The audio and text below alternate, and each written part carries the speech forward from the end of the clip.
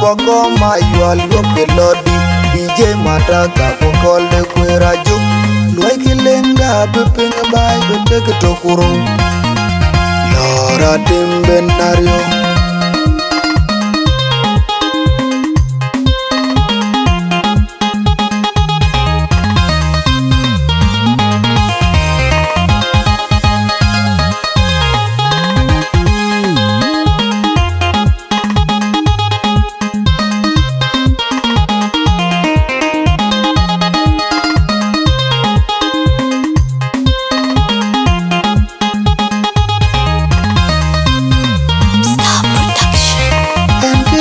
Kolan kirwai man kuke pinyen rarwai ke adundu aduna widen kaji de pinyen ka don kirfat kolan kirwai man kuke pinyen rarwai ke adundu aduna widen kaji de pinyen ka don kirfat kolan kirwai man kuke pinyen rarwai ke adundu aduna widen kaji de pinyen Katunga kirju Waya ye dwega bachini we I chepin nonga dingi ye bile When madol ule wara boinda koi Nai kule tuwa Ikanenge chame marwai tong mwanjangdang Waya ye dwega bachini we I chepin nonga dingi ye bile When madol ule wara boinda koi Nai kule tuwa Ikanenge chame marwai tong mwanjangdang Antung tonu unyul kur Mabiura tema kurkai ton Chikojiton Uyen ke yau Uya wan ud patwel Ajung na Ronda yung we Chilani chamu kot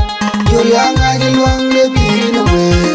Mabine makai ni yako Yinche dau gatuna Ni me usumin Enchimwe Ronda yung we Chilani chamu kot Yulianga jiluang de pirin we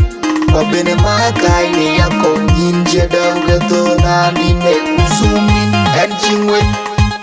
Wanda yung we Chilani chamu kot Yulianga jiluang de pirin we Mabine makai ni yako Yinche dau gatuna Ni me usumin Enchimwe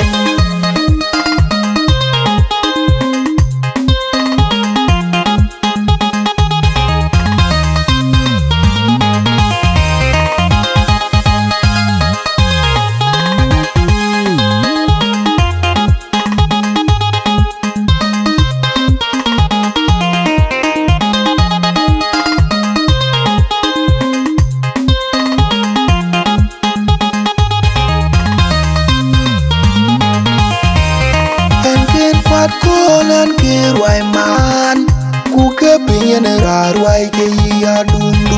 aduna widen kaji de pinyen katon kirfat kolan kirwai man kuke pinyen rarwai ke adundu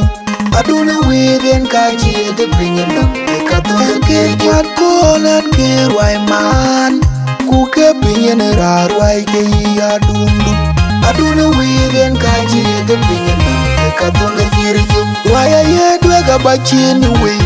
I chepin nonga dingi ye bile When madol ule wara boinda koi Nai kule tuwa Ikanenge chame marwai tong mwanjangdang Waya ye dwega bachini we